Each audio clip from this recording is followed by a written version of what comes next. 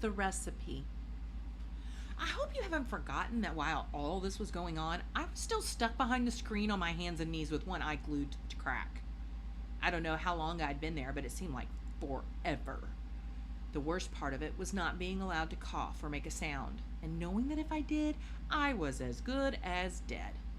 And all the way through, I was living in constant terror that one of the witches in the back row was going to get a whiff of my presence through those special nose holes of hers. My only hope, as I saw it, was the fact that I hadn't washed for days. That and the never-ending excitement and clapping and shouting that was going on in the room. The witches were thinking of nothing except the Grand High Witch up there on the platform and her great plan for wiping out all the children of England. They certainly weren't sniffing around for a child in the room. In their wildest dreams, if witches have dreams, that would have never occurred to any of them. I kept still and prayed. The Grand High Witch's dreadful gloating song was over now, and the audience was clapping madly and shouting, "Brilliant, sensational, marvelous, you are a genius, oh brainy one. It is a thrilling invention. This delayed action mouse maker, it is a winner. And the beauty of it is that the teachers will be the ones who bump off the stinking little children. It won't be us doing it. We shall never be caught."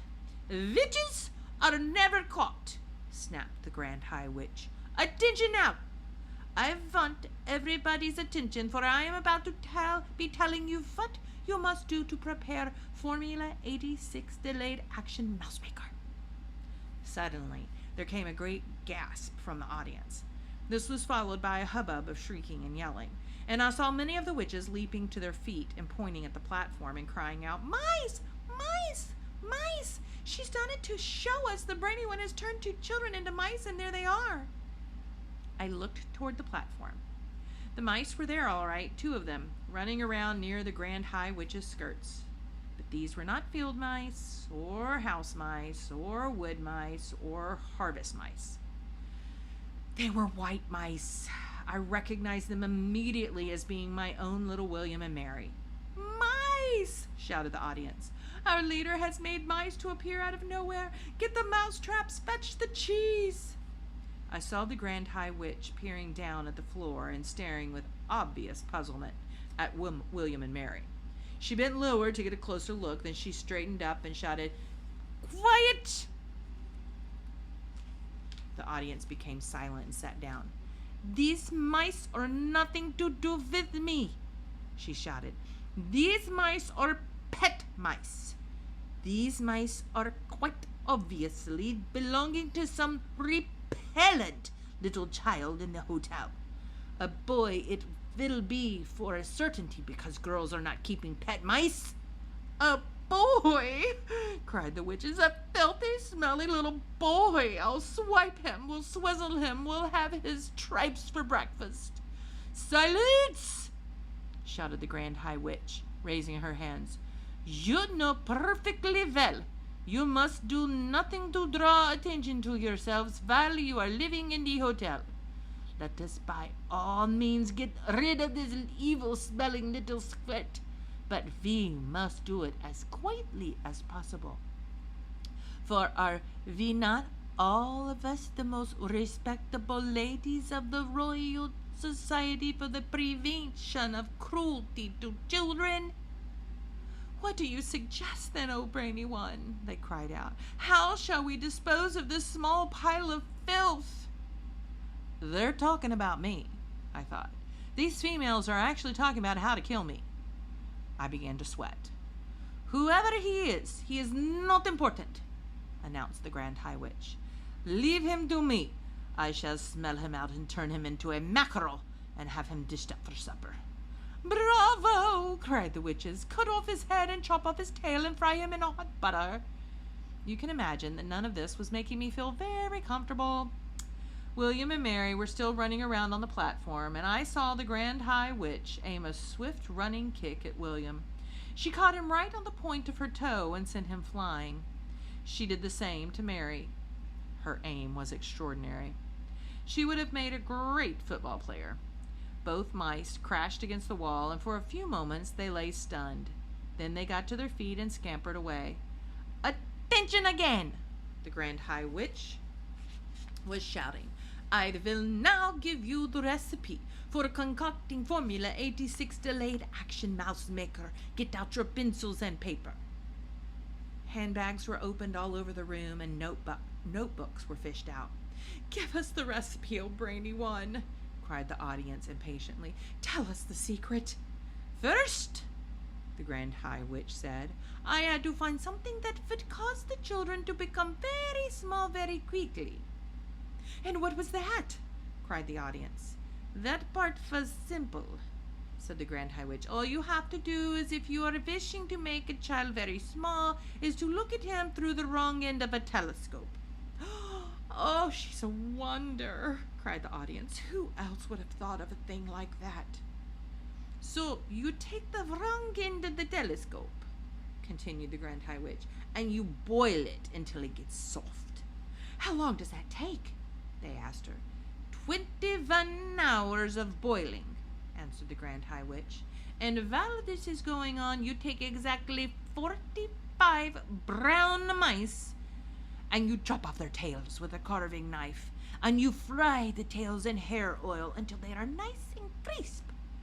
What do we do with all those mice who have had their tails chopped off? Asked the audience. You simmer them in frog juice for 1 hour, came the answer. But listen to me. So far I have only given you the easy part of the recipe, the really difficult part. Problem is to put in something that will have a genuine delayed action result. Something that can be eaten by children on a certain day, but which will not start working on them until 9 o'clock the next morning when they arrive at school. What did you come up with? Oh, brainy one, they called out. Tell us the great secret. The secret, announced the Grand High Witch triumphantly, is an alarm clock. An alarm clock, they cried. It's a stroke of genius. Of course it is, said the Grand High Witch. You can set a 24-hour alarm clock today, and at exactly 9 o'clock tomorrow it will go off. But we will need 5 million alarm clocks, cried the audience. We will need one for each child. Ugh, idiots, shouted the Grand High Witch. If you are not wanting a steak, you do not cook the whole cow. It is the same with alarm clocks. 1 clock will make enough for 1,000 children. Here is what you do. You set your alarm clock to go off at 9 o'clock tomorrow morning. Then you roast it in the oven until it is crisp and tender. Are you writing this down? We are, your Grandest, we are, they cried. Next, said the Grand High Witch, you take your boiled telescope and your fried mouse tails and your cooked mice and your roasted alarm clock, and all together you put them into the mixer. Then you mix them at full speed. This will give you a nice thick paste. While the mixer is still mixing, you must add to it the yolk of 1 gruntel's egg. A gruntel's egg? Cried the audience. We shall do that. Underneath all the clamor that was going on, I heard one witch in the back row saying to her neighbor, I'm getting a bit old to go bird's nesting. Those Rudy Gruntles always nest very high up. So you mix in the egg, the Grand High Witch went on, and one after the other you also mix in the following ingredients. The claw of a crab cruncher, the beak of a blabber sneetch, the snout of a grabble squirt, and the tongue of a cat springer. I trust you're not having any trouble finding those. None at all, they cried out. We will spear the blabber snitch and trap the crab cruncher and shoot the grabble squirt and catch the cat springer in his burrow. Excellent, said the Grand High Witch. When you have mixed everything together in the mixer, you will have a most marvelous looking green liquid. Put 1 drop, just 1 droplet of this liquid into a chocolate or a sweet, And at 9 o'clock the next morning, the child who ate it will turn into a mouse in 26 seconds. But one word of warning. Never increase the dose.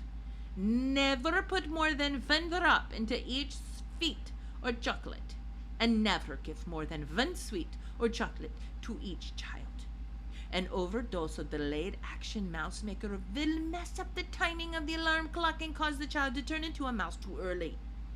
A large overdose might even have an instant effect, and you wouldn't want that, would you?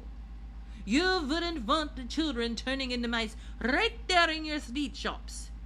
That would give you the game away.